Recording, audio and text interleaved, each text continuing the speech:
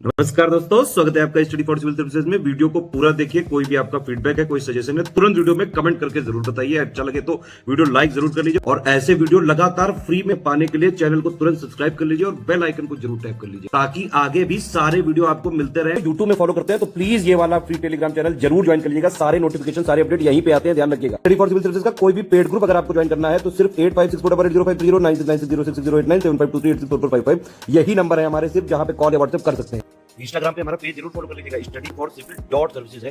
Twitter पे हमको जरूर फॉलो कर लीजिएगा, @study for civils है। सारे क्वेश्चन अटेम्प्ट करिए और स्कोर अपना तुरंत कमेंट करके बताइए। दोस्तों, समीक्षा अधिकारी के प्रीलिम्स एग्जामिनेशन के लिए मॉक टेस्ट की हमारी श्रृंखलाएं आरंभ हो चुकी हैं और 50 एमसीक्यूज टोटल बढ़िया वाले हैं, जनरल साइंस के क्वेश्चन हैं। आइए शुरू करते हैं। बाइलिंगुअल फॉर्मेट में है तो आप दोनों ही माध्यम के अभ्यर्थी यहाँ से लाभ ले सकते हैं। तैयारी के साथ साथ थोड़ा रिवीजन करते चलना चाहिए और रिवीजन करने का एक बेहतर जरिया होते हैं मॉक। ये आपकी कमियों का भी आपको आभास कराते हैं और दोहराव भी करवा देते हैं। तो देखिए, क्वेश्चन दिया हुआ है, इसमें आपको सही विकल्प का चयन करना है और कुल मिलाकर 3 स्टेटमेंट है। पहला स्टेटमेंट आपको बताता है कि जो कंडक्टर यानी चालक होते हैं उसमें अगर आप रेजिस्टेंस को बढ़ाना चाहते हैं तो आपको क्या करना होगा, टेम्परेचर को बढ़ाना पड़ेगा, टेम्परेचर को इंक्रीज करना पड़ेगा। जो सेमी कंडक्टर है उसमें अगर आप टेम्परेचर को बढ़ाते हैं तो रेजिस्टेंस जो है वो क्या होगा, कम हो जाएगा। और जो इंसुलेटर है उसके अंदर अगर आप टेम्परेचर को बढ़ाते हैं, टेम्परेचर को इंक्रीज करते हैं तो उससे रेजिस्टेंस कम हो जाएगा, रेजिस्टेंस क्या होगा, डिक्रीज कर जाएगा। इस तरीके से 3 कंडीशन दी हुई हैं। अब ये बताइए कि इसमें से सही कौन सा है। तो अगर आप ये जानते हैं कि जो प्रतिरोध है यानी रेजिस्टेंस है उसका इन चीज़ों से, मतलब टेम्परेचर से सीधा सीधा कोई ऐसा संबंध नहीं होता है। जो फार्मूला हम निकालते हैं उसके हिसाब से देखा जाता है कि लेंथ के साथ इसका सीधा संबंध होता है, जबकि व्युत्क्रमानुपाती यानी रेसिप्रोकल रिलेशन होता है एरिया के साथ। ठीक, तो डायरेक्टली प्रोपोर्शनल और रेसिप्रोकल रिलेशन दोनों हम देखते हैं तो उसमें लेंथ और एरिया ही आते हैं, टेम्परेचर से कोई लेना देना नहीं है। तो इसीलिए अलग अलग कंडीशन आप देखते हैं और ये तीनों ही सही है। तीनों ही जो यहाँ पे स्थितियाँ दी हुई हैं ना, परफेक्ट हैं और हम सी वाले का चयन करते हैं। प्रश्न संख्या 2 को देखते हैं। कौन सा ऐसा इसमें से काम है जिसमें कि हम लेज़र का इस्तेमाल नहीं करते हैं। तो ऑप्टिकल कम्युनिकेशन में इस्तेमाल नहीं होता है, बार कोड की स्कैनिंग में नहीं इस्तेमाल होता है, या होलोग्राफी और न्यूक्लियर रिसर्च में इस्तेमाल नहीं होता है। बताइए इसमें से कहाँ पर हम इस्तेमाल नहीं करते हैं। तो ये तीनों ही चीज़ें जो आप देख रहे हैं, तीनों में लेज़र काम आता है, उसका हम प्रयोग करते हैं और इसीलिए हम डी को चुनते हैं कि नॉन ऑफ दीज, इसमें से कोई भी ऐसा नहीं है जिसका कि प्रयोग जिसमें कि लेज़र का प्रयोग नहीं किया जाता है। तीसरे प्रश्न को देखते हैं। यहाँ पर कुछ फार्मूला दिया हुआ है और उसमें से गलत जो फार्मूला है उसका चयन आपको करना है। तो density is equal to mass into volume, force is equal to mass into acceleration, pressure is equal to force upon area और momentum is equal to mass into velocity. अब बताइए कि इसमें से गलत कौन सा है। तो गलत ये ऊपर वाला ही है। घनत्व की गणना अगर आपको करनी है तो आप मास में वॉल्यूम का गुणा थोड़े ही करेंगे, दोनों का आपस में भाग देंगे, द्रव्यमान बटे आयतन होता है, तब जाकर आपको डेंसिटी का कैलकुलेशन करने की सुविधा होती है। तो द्रव्यमान बटे आयतन यहाँ पे होना चाहिए था, यहाँ बटे का जो चिन्ह है, सिंबल है, वो होना चाहिए था। इसके बाद आगे बढ़ते हैं। चौथे क्वेश्चन में कहा जा रहा है कि भारी जल यानी जो ड्यूटेरियम ऑक्साइड है, हैवी वाटर है, उसका इस्तेमाल मंदक के रूप में किया जाता है। तो किस चीज़ की गति को मंद करने के लिए प्रयोग होता है वो बताइए। ये न्यूट्रॉन की रफ्तार को कम करता है, प्रोटॉन की रफ्तार को कम करता है, इलेक्ट्रॉन की रफ्तार को कम करता है, या इसमें से कोई नहीं। आप जानते हैं कि ये न्यूट्रॉनों की गति को नियंत्रित करने के लिए इस्तेमाल होता है। जो नाभिकीय भट्टियाँ होती हैं उसमें ये प्रयुक्त होता है। प्रश्न संख्या 5, यहाँ पर आगे ही एक ब्लैंक स्पेस है और पूछा जा रहा है कि ऐसा कौन सा वैज्ञानिक है जिसने कि प्रकाश विद्युत प्रभाव की खोज की थी। ये मैक्स प्लांक है, या हेनरिक रुडोल्फ हर्टज है, या जेम्स क्लार्क मैक्सवेल है, या इसमें से कोई नहीं। तो ये जो 5th क्वेश्चन है इसका राइट आंसर क्या होना चाहिए, इसमें आप देखकर बताइए। बी वाला ऑप्शन सही होना चाहिए। हेनरिक हर्टज के द्वारा प्रकाश विद्युत प्रभाव की खोज की गई थी। बाद में इसकी एक्सप्लेनेशन देने वाले अल्बर्ट आइंस्टीन थे, तो वो समय बाद का है। फिलहाल यहाँ पर ये पूछा जा रहा है कि खोजा किसने था, तो हेनरिक रुडोल्फ हर्टज का नाम हम देखते हैं। नेक्स्ट 6th क्वेश्चन को देखिए। थोरियम भारत में सबसे ज़्यादा मात्रा में कौन से राज्य के समुद्र तट की जो मोनाजाइट बालू होती है, मोनाजाइट रेत होती है, उसके अंदर पाया जाता है। अब उस राज्य का नाम आपको बताना है। थोरियम का यहीं से निष्कर्षण किया जाता है। तो इसमें आप जिन राज्यों के नाम देख रहे हैं उसमें से तो नाम नहीं होगा। ये केरल का समुद्र तट होता है जहाँ से मोनाजाइट बालू प्राप्त की जाती है और उससे हम थोरियम को प्राप्त करते हैं। प्रश्न संख्या 7 को देखते हैं।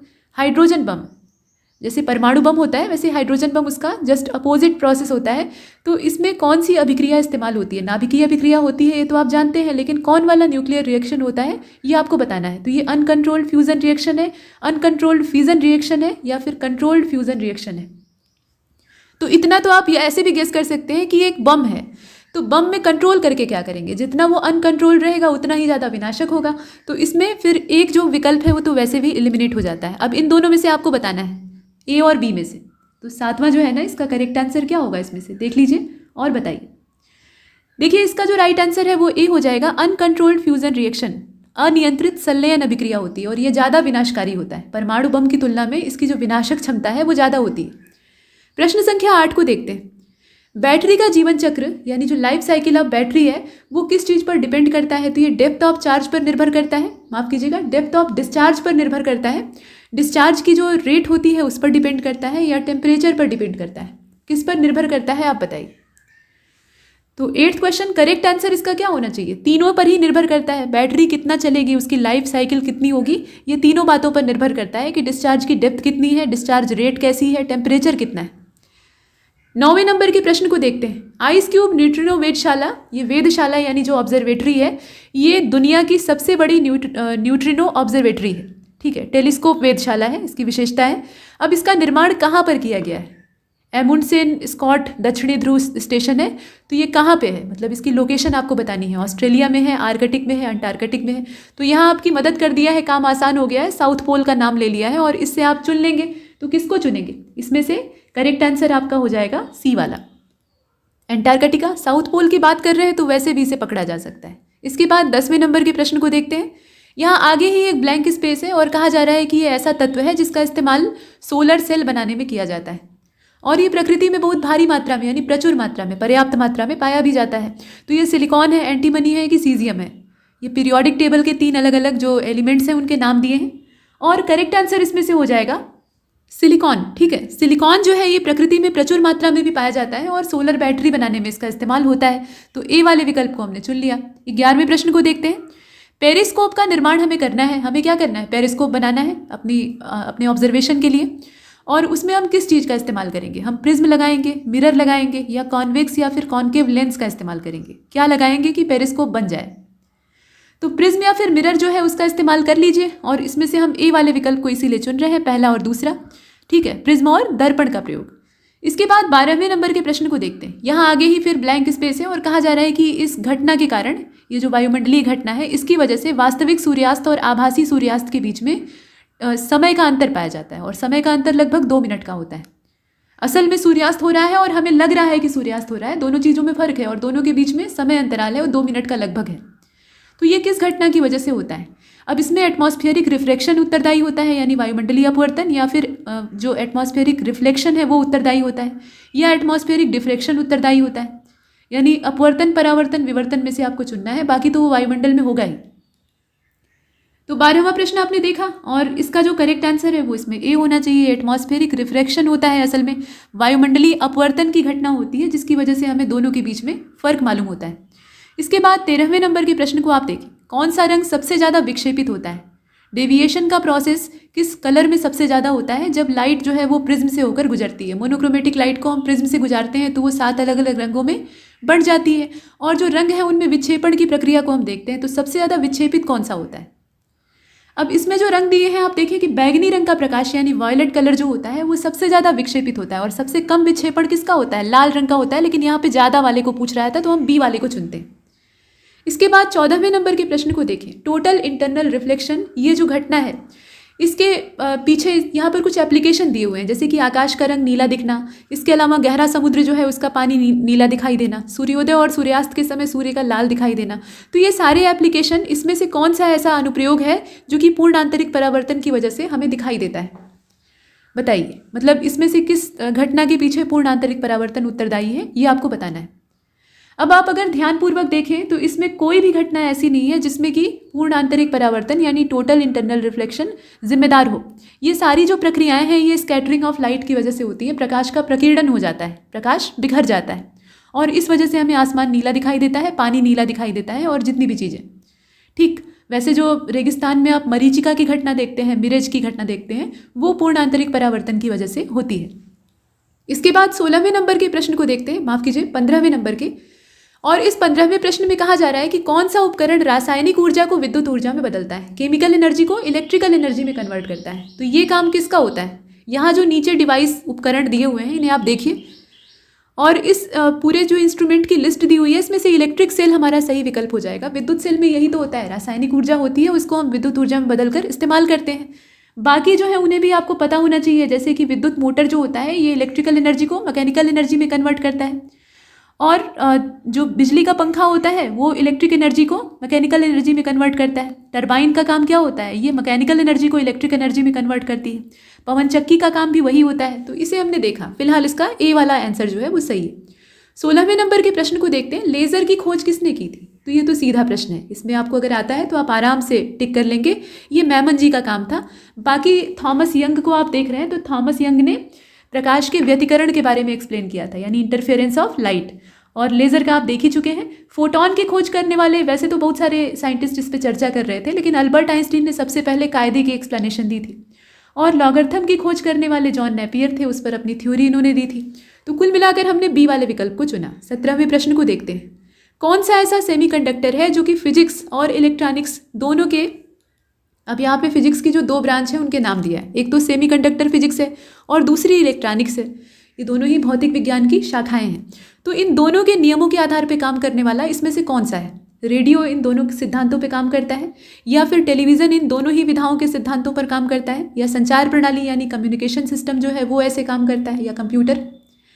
तो आप इसमें देखें तो ऊपर वाले तीन तो बेकार हैं। कंप्यूटर का काम ऐसा ही होता है, कंप्यूटर इलेक्ट्रॉनिक्स के नियमों को भी मानता है और सेमीकंडक्टर फिजिक्स के भी नियमों पर काम करता है। दोनों ही जो साइंस की मतलब फिजिक्स की यहाँ पे शाखाएं हैं उनका इस्तेमाल, उनके नियमों का इस्तेमाल इसमें होता है। तो इसमें से हम कंप्यूटर को चुनते हैं। इसके बाद चलते हैं आगे, प्रश्न संख्या 18 को देखते हैं। कौन सा तत्व जो है, इसमें जो तत्वों के नाम दिए हैं वो स्ट्रॉन्गेस्ट ऑक्सीडाइजिंग सबस्टेंस है, यानी सबसे प्रबल ऑक्सीकारक पदार्थ है। ये 18वां प्रश्न आप देख रहे हैं, और इसका जो सही विकल्प है वो इसमें बी वाला हो जाएगा। फ्लोरीन जो है वो सबसे प्रबल ऑक्सीकारक है, और मानव शरीर में सबसे ज़्यादा क्या पाया जाता है, ऑक्सीजन पाया जाता है इन तत्वों में अगर देखा जाए। और भी हैं, जैसे कि सबसे भारी तत्व जो है वो ऑस्मियम है, और धातु की अवस्था में पाया जाने वाला जो, माफ कीजिए, धातु जो कि द्रव की अवस्था में पाई जाए ऐसा तत्व कौन सा है, पारा यानी मरकरी है। तो कुल मिलाकर इसमें से हमने फ्लोरीन को चुना। 19वें प्रश्न को देखते हैं, कौन सबसे ज़्यादा क्रियाशील धात्विक तत्व है। तो यहाँ ध्यान दीजिएगा, धातु तत्व की बात हो रही है, यानी वो जो एलिमेंट आप चुनेंगे वो मेटल होना चाहिए। तो अब इसमें जो नाम दिए हैं आप चुनिए। देखिए 19वां जो है ना, इसका सही उत्तर हो जाएगा सी वाला, सीजियम। ये धात्विक तत्व है और सबसे ज़्यादा क्रियाशील है। बाकी अधात्विक तत्व अगर पूछता, मतलब नॉन मेटालिक, तो उसमें आप फ्लोरीन को चुनते। और सबसे ज़्यादा आघातवर्धनीय, यानी उसे किसी भी तरह से ठोक पीट कर मोड़ा तोड़ा जा सकता है, तो इस मामले में सोना सबसे ऊपर आता है। इस तरीके से हमने देखा। इसके बाद 20वें नंबर के प्रश्न को देखें। वायुयान में जो कम्युनिकेशन डिवाइस होती हैं, ठीक, इक्विपमेंट्स होते हैं, तो उन इक्विपमेंट्स को बनाने के लिए किस चीज़ का इस्तेमाल किया जाता है। नाइक्रोम का यूज़ करते हैं, फॉस्फर ब्रांच लगाते हैं, एल्निको इस्तेमाल करते हैं, रोज मेटल का इस्तेमाल करते हैं। एयरक्राफ्ट के संदर्भ में आपको बताना है। तो आप जानते हैं कि नाइक्रोम के अंदर ताप सहने की क्षमता ज़्यादा होती है, तो जो विद्युत तापन होता है उसके औजार बनाने में इसका इस्तेमाल होता है। बाकी फॉस्फर ब्रांच ऐसा होता है जिसकी वजह से कम्युनिकेशन इक्विपमेंट्स बनाना संभव हो पाता है। तो इसमें से हम बी वाले विकल्प को चुनते हैं। एल्निको का इस्तेमाल अच्छा कहाँ करते हैं, तो एल्निको का इस्तेमाल आमतौर पे चुंबक के निर्माण में होता है। मैग्नेट अगर आपको बनाना है तो उसमें आप इसका प्रयोग कर सकते हैं। और रोज मेटल जो है ये स्वचालित फ्यूज़ बनाने में इस्तेमाल होता है। इसके बाद 21 को देखें। इसमें कहा गया कि कौन सा ऐसा साल्ट है जो कि औद्योगिक सफाई अभिकर्ता यानी इंडस्ट्रियल क्लीनिंग एजेंट के तौर पे काम आता है। अब इसमें नाम दिए हैं, सोडियम हाइड्रोक्साइड है, कैल्शियम हाइड्रोक्साइड है, पोटेशियम हाइड्रोक्साइड है। ऐसा कौन सा होता है, औद्योगिक सफाई कर्मी। और इसका जो सही विकल्प है वो इसमें ए वाला हो जाएगा। ये सोडियम हाइड्रोक्साइड है जो कि औद्योगिक सफाई अभिकर्ता के तौर पर इस्तेमाल होता है। प्रश्न संख्या 22 को देखते हैं। अब यहाँ पर पीएच वैल्यू के आधार पे आपको ये बताना है कि कौन सा ऐसा पदार्थ है जो कि सबसे कम एसिडिक है। सबसे ज़्यादा नहीं पूछ रहा है, सबसे कम पूछ रहा है। तो पीएच स्केल से हम इसी चीज़ का पता लगाते हैं। 7 से कम, 7 से ज़्यादा। 7 से जितना कम होता जाएगा उतनी ही जो एसिडिक प्रॉपर्टी है वो बढ़ती जाएगी, और जितना ही बढ़ता जाएगा, 7 के जितना करीब आता जाएगा उतना ही कम एसिडिक होगा। और ऐसे ही क्षारीय जो मतलब उसके बाद एल्केलाइन वाली अवस्था है उसको भी हम 7 के उस पार देखते हैं। तो अब इसमें बताइए, ब्लैक कॉफ़ी है, गैस्ट्रिक जूस है, सोडा है और टोमेटो है। जठर रस भी पर्याप्त मात्रा में अम्लीय होता है, इसकी जो कैपेसिटी है बहुत ज़्यादा होती है। अब इसमें से अगर आप चुनेंगे तो सबसे कम अम्लीयता वाला जो पदार्थ है वो ब्लैक कॉफ़ी है। इसका जो पीएच मान होता है, पीएच वैल्यू के आधार पर ही हमने तय किया, वो 4.5 से 5.5 के बीच में होता है, ठीक। और बाकी सोडा का अगर आप देखें तो 3.2 से लेकर 3.9 यानी 3.2 से 3.9 के बीच का होता है। टमाटर का होता है 4 से 4.45 के बीच का। वो टमाटर कैसा है इस पर निर्भर करता है। लेकिन जो इसमें गैस्ट्रिक जूस है उसका बहुत कम होता है, यानी उसकी जो प्रॉपर्टी है वो ज़्यादा एसिडिक होती है।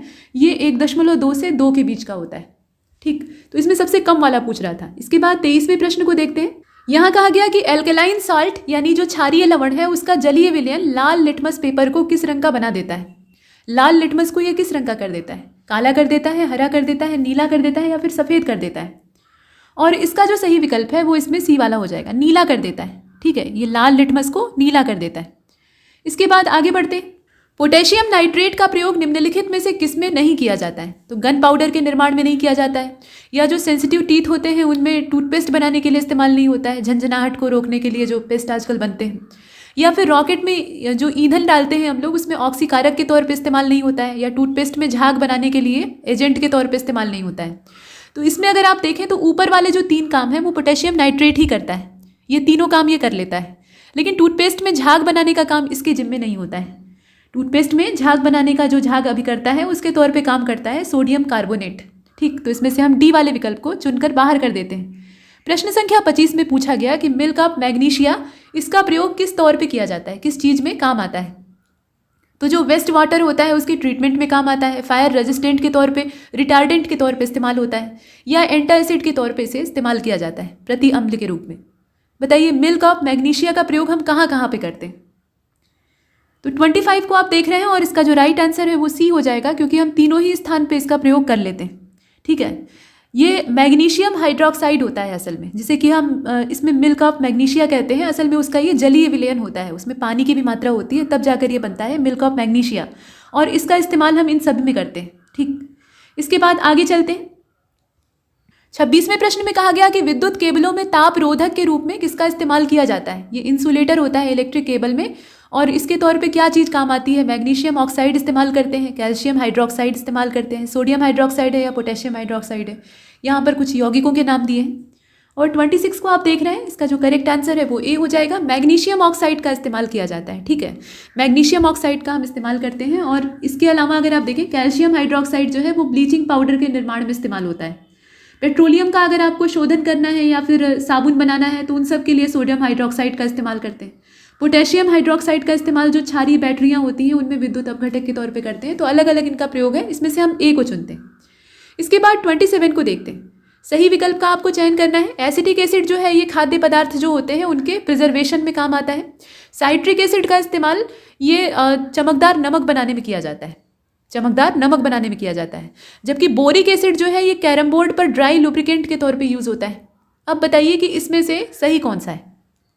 27 को आप देख रहे हैं, डी वाले ऑप्शन को चुन लीजिए, क्योंकि तीनों ही सही हैं। इसमें जो विकल्प दिए हैं ना सब के सब सही हैं, और इसलिए हम डी वाले विकल्प को, मतलब डी वाले विकल्प को इसमें से जो ऑप्शन दिया है उसको चुनते हैं।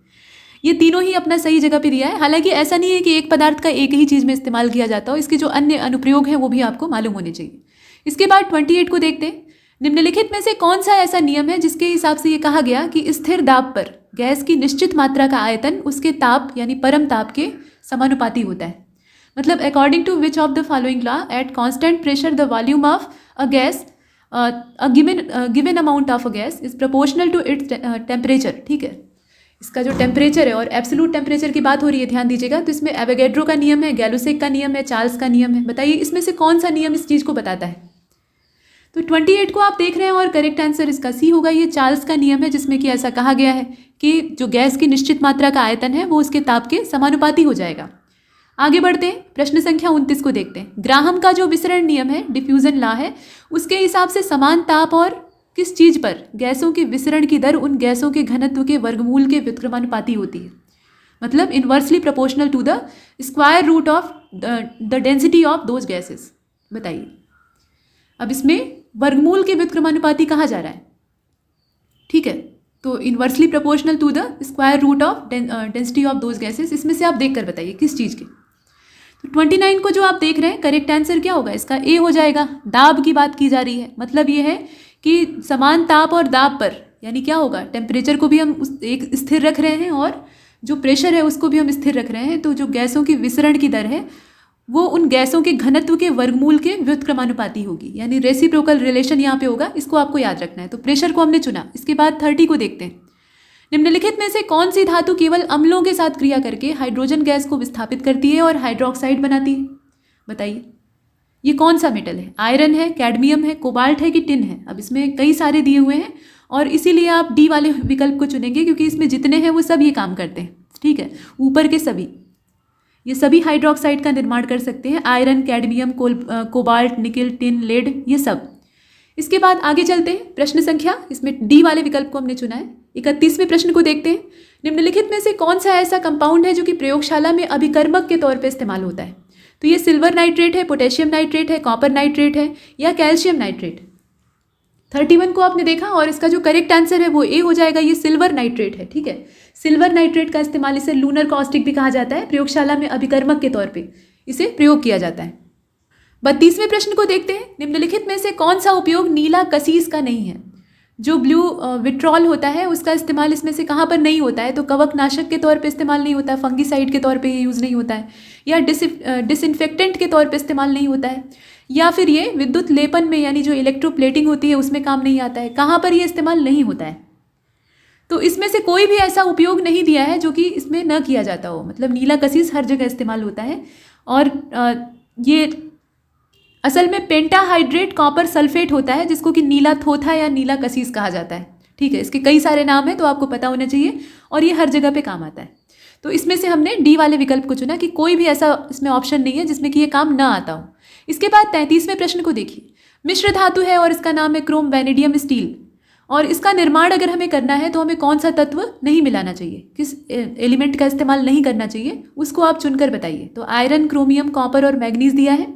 33 को आप देख रहे हैं और इसका जो सही विकल्प है इसमें बताइए। देखिए, सी वाला हो जाएगा। कॉपर आपको नहीं मिलाना है। ठीक है, इसमें अगर आप देखें तो कॉपर का इस्तेमाल नहीं किया जाता है। बाकी क्रोम वैनेडियम स्टील अगर आप बना रहे हैं तो आयरन का अमाउंट इसमें सबसे ज़्यादा होता है, 97 से लेकर 98% के बीच में होता है। क्रोमियम उसके बाद आता है, 0.8 से लेकर 1.1%। जैसी मात्रा मिलाएंगे उस हिसाब से बनेगा। मैग्नीज भी थोड़ा मिलाते हैं और कार्बन भी थोड़ा मिलाते हैं, और स्प्रिंग बनाने में इसका इस्तेमाल होता है। जो पहिए होते हैं उनकी धुरी बनाने में इस्तेमाल होता है, कई जगह पे प्रयोग होता है। इसके बाद 34 को देखते हैं। पिच ब्लेंड, ये निम्नलिखित में से कौन सी धातु का अयस्क है? ये किसका ओर है जरा बताइए। थोरियम का है, मरकरी का है, जिंक का है कि यूरेनियम का है?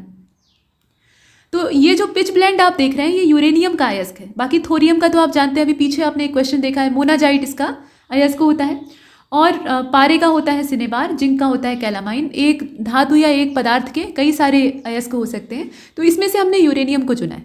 इसके बाद 35 को देखते हैं। इसमें पूछा गया कि कौन सा ऐसा इसमें नाम है जो कि हाइड्रोजन का एकमात्र ऐसा समस्थानिक है जिसमें कि न्यूट्रॉन नहीं पाया जाता है।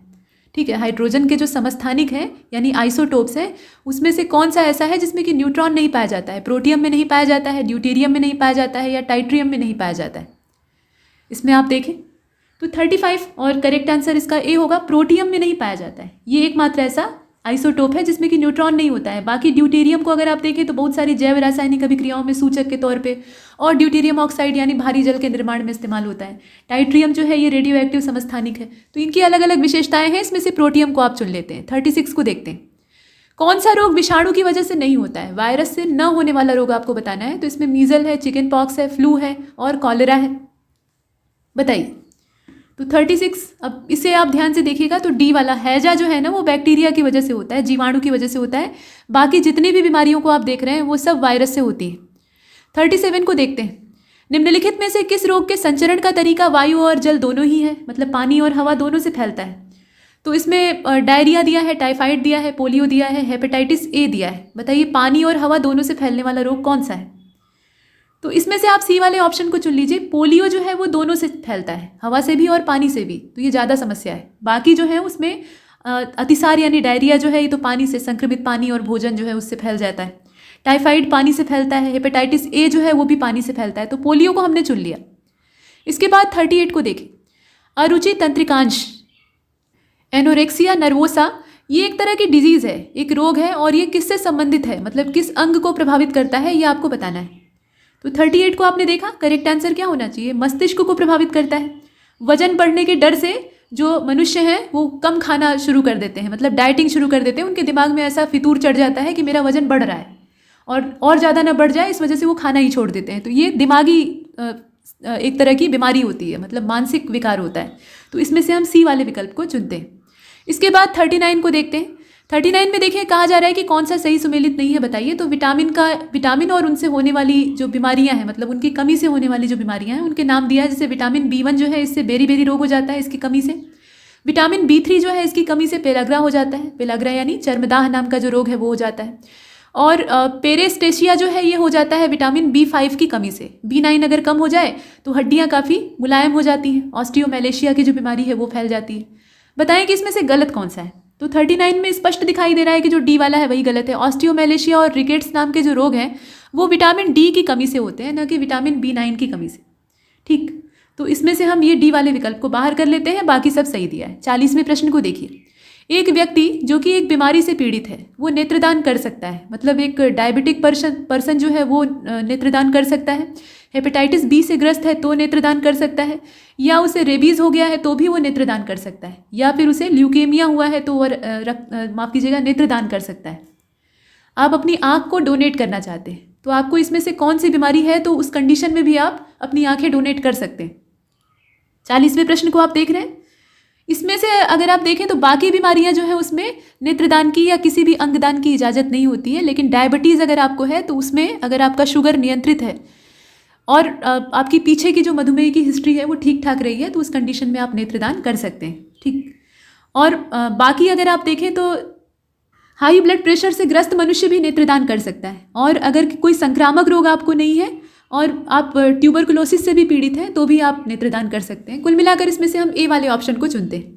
इसके बाद 41वें नंबर के प्रश्न को देखें। राइबोसोम की खोज किसने की थी? पर्नेर ने की थी, वॉल्टर फ्लेमिंग ने की थी, या पेलाडे ने की थी, या डुजार्डिन ने की थी? यहाँ साइंटिस्ट जो हैं उनके नाम दिए, और इसका जो राइट आंसर है वो इसमें सी वाला हो जाएगा। आप देख रहे हैं कि ये जॉर्ज ई पेलाडे का काम था, बाकी स्फेरोसोम्स की खोज करने वाले पर्नेर थे और प्रोटोप्लाज्म को खोजने वाले डुजार्डिन थे। तो कुल मिलाकर हम इसमें से सी वाले विकल्प को चुन लेते हैं। ठीक है, सी को चुना। अब 42 को देखिए। निम्नलिखित में से कौन सा विकल्प सही सुमेलित नहीं है? तो विटामिन B12 जो है इसको कोबाल्मिन कहा जाता है, विटामिन B9 जो है इसको फोलिक एसिड कहा जाता है, विटामिन B6 का असली नाम है बायोटिन, और विटामिन B3 का असली नाम है नियासिन। आप ये बताइए कि इसमें कुछ गलत है। गलत कहाँ पर है? तो गलत इसका सी वाला है। विटामिन B6 को हम बायोटिन नहीं कहते हैं, बल्कि विटामिन B7 जो होता है उसको बायोटिन कहते हैं। B6 को क्या कहते हैं जरा कमेंट सेक्शन में बताइएगा। B6 का असली नाम क्या होता है? इसके बाद 43 को देखते हैं। कौन से बहुकोशिकीय यूकैरियोटिक जीव होते हैं बताइए। मल्टी सेलुलर ये यूकैरियोटिक ऑर्गेनिज्म होते हैं। तो इसमें मोनेरा को आप रखेंगे, प्रोटिस्टा को रखेंगे, कवकों को रखेंगे यानी फंगी को रखेंगे, या प्लांट्स को रखेंगे। इस प्रकार के जीव कौन से होते हैं? तो आप जो कवक हैं उन्हें रख सकते हैं। कवक जो है ये बहुकोशिकीय यूकैरियोटिक प्राणी होते हैं। बाकी मोनेरा तो एक कोशिकीय होते हैं, और प्रोटिस्टा जो है ये एक कोशिकीय जीवों का ये भी समूह होता है। हालांकि कभी कभी ये बहुकोशिका अवस्था में पाए जाते हैं, लेकिन यहाँ कॉमन पूछा जा रहा है तो इसमें से आप कवक को चुन लेंगे।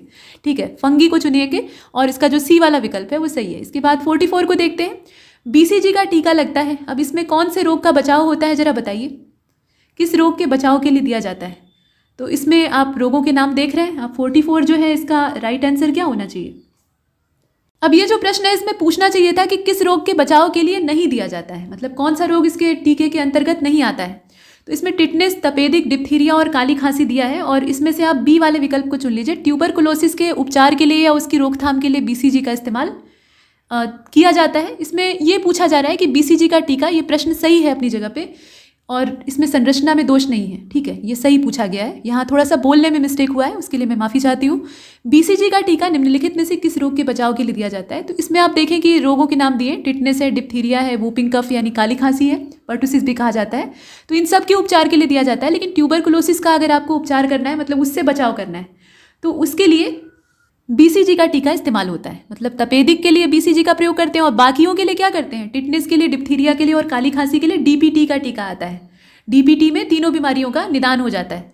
तो तपेदिक को हम इसमें से बाहर कर लेते हैं, और वही हमारा सही उत्तर होगा। इसमें किस रोग से बचाव के लिए दिया जाता है वो पूछा था, तो हमारा बी वाला उत्तर है। इसके बाद 45 को देखते हैं कौन सा सही है। सबसे बड़ा एंजियोस्पर्म है लेग्ना, और प्ररोह रहित पादप यानी शूटलेस प्लांट जो है वो राइजोफोरा है। सबसे छोटा ब्रायोफाइटा है डाप्सोनिया, और सबसे बड़ा जो पादप अंड यानी प्लांट एग है वो जूओप्सिस है। तो अब इसमें से आप ये बताइए कि कौन सा सही है। 45 को आप देख रहे हैं, करेक्ट आंसर इसका क्या होगा, बी हो जाएगा। ये प्ररोह रहित पादप वाला जो दिया है यही एकमात्र इसमें सही है, बाकी जितने हैं वो सब गलत है। ठीक है, इसमें सबसे बड़ा एंजियोस्पर्म जो है वो यूकेलिप्टस हो जाएगा। सबसे छोटा एंजियोस्पर्म कौन होता है, वो लेमना होता है। प्ररोह रहित को तो आपने देखी है, ये राइजोफोरा होता है। सबसे बड़ा ब्रायोफाइटा होता है डाउसोनिया, और सबसे छोटा ब्रायोफाइटा होता है जूओप्सिस। सबसे बड़ा प्लांट एग होता है साइकस। तो इस तरीके से आपको मालूम होना चाहिए सबसे बड़ा सबसे छोटा कौन सा है। इसमें से बी वाला सही है। 46 को देखते हैं।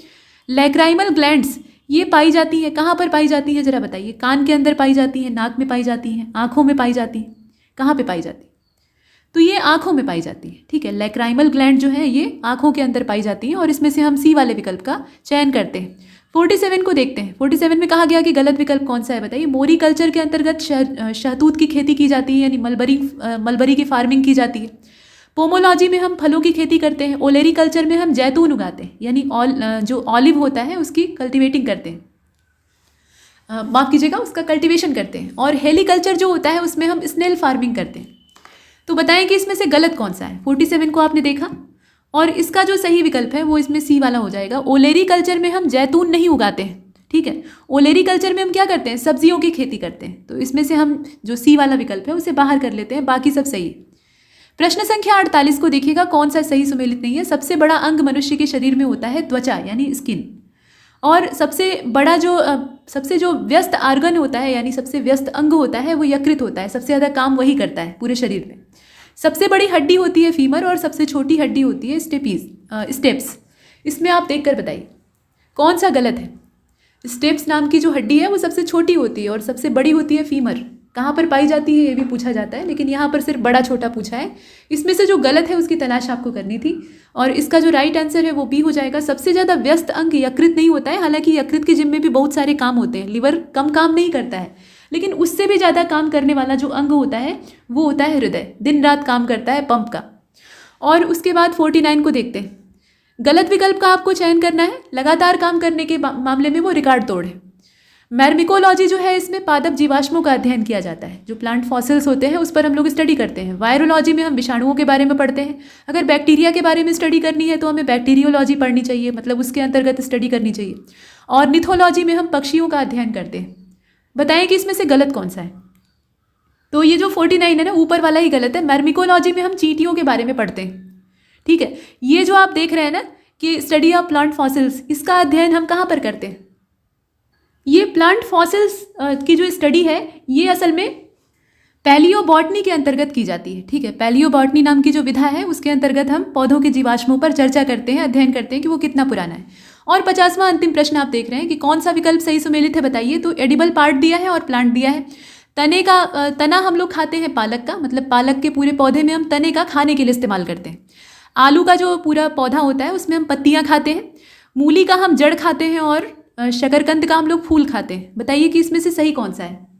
तो इसमें से एकमात्र सी वाला सही है। मूली की हम लोग जड़ खाते हैं, बाकी जितनी चीज़ें हैं वो गलत है। वो ऐसे भी दिखाई दे रहा है इसमें जो विकल्प है आसान है। वैसे अगर देखा जाए तो तना हम लोग किसका किसका सेवन करते हैं, गन्ने का करते हैं, प्याज का भी हम लोग तना खाते हैं, और आलू का भी खाते हैं। पत्तियां हम लोग खाते हैं सरसों पालक मेथी की, हालांकि इनका जो दाना होता है, जो फलियां इसमें बीज लगते हैं, उसका भी हम सेवन करते हैं। जड़ के तौर पे हम गाजर, चुकंदर, मूली, शकरकंद का इस्तेमाल करते हैं। और फूल हम लोग पत्ता गोभी और फूल गोभी का खाते हैं। ठीक, तो यहाँ तक हमने 50 MCQs कंप्लीट किए हैं, और ऐसे बहुत सारे मॉक टेस्ट आपको मिलते रहेंगे। लगातार अभ्यास करते रहिए। इसमें इतना ही, तब तक के लिए नमस्कार।